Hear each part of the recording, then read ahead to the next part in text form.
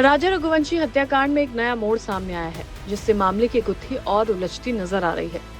इंदौर के ट्रांसपोर्ट कारोबारी राजा रघुवंशी की हत्या के मामले में गिरफ्तार किए गए दो मुख्य आरोपी आकाश राजपूत और आनंद कुर्मी, इन दोनों ने अपने पहले दिए गए कबूलनामे से इनकार कर दिया है। पुलिस का कहना है कि इन दोनों ने पहले हत्या की साजिश में शामिल होने की बात स्वीकार की थी, लेकिन जब उन्हें मजिस्ट्रेट के सामने पेश किया गया तो दोनों चुप हो गए और बयान देने से इनकार कर दिया। ये हत्या 23 मई को मेघालय के मशहूर पर्यटन स्थल सोहरा में हुई थी। राजा रघुवंशी ने 11 मई को इंदौर में सोनम नाम की लड़की से शादी की थी और 20 मई को वो दोनों हनीमून के लिए मेघालय गए थे।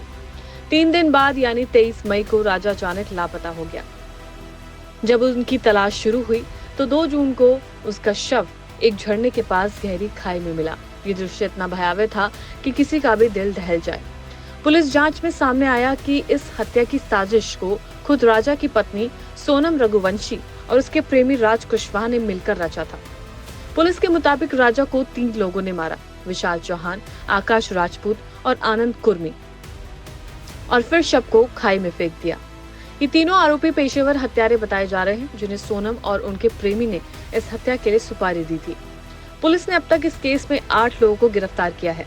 इसमें सोनम रघुवंशी, राज कुशवाहा, 3 सुपारी किलर और 3 अन्य लोग शामिल हैं, जिन पर सबूत मिटाने का आरोप है। पुलिस ने बताया कि पहले आकाश और आनंद ने खुलकर इस अपराध को स्वीकार किया था और हत्या की कहानी भी सुनाई थी, लेकिन जब 26 जून को कोर्ट में मजिस्ट्रेट के सामने पेश किया गया तो दोनों ने पूरी तरह चुप्पी साध ली और कोई भी बयान देने से इनकार कर दिया। शिलांग पुलिस के वरिष्ठ अधिकारी हर्बर्ट इस पूरे मामले की जांच में एसआईटी का नेतृत्व कर रहे हैं। उन्होंने बताया कि कोर्ट में दर्ज बयानों का ही कानूनी महत्व होता है, जबकि पुलिस स्टेशन में दिए गए बयान अदालत में मान्य नहीं होते। इसलिए आकाश और आनंद का मजिस्ट्रेट के सामने चुप रहना केस की कानूनी स्थिति को थोड़ा पेचीदा बना सकता है, लेकिन पुलिस को भरोसा है कि उनके पास पर्याप्त सबूत है।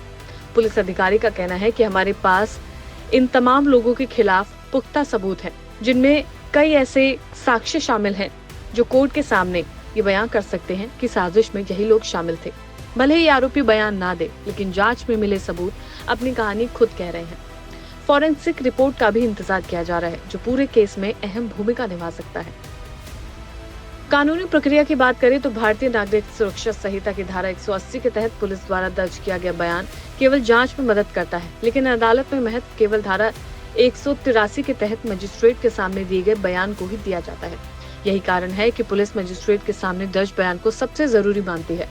जांच में ये भी सामने आया है कि हत्या की योजना सोनम और उसके प्रेमी राज कुशवाहा ने शादी से पहले ही बना ली थी। इंदौर में शादी से 11 दिन पहले ही इस साजिश को अंतिम रूप दिया गया था।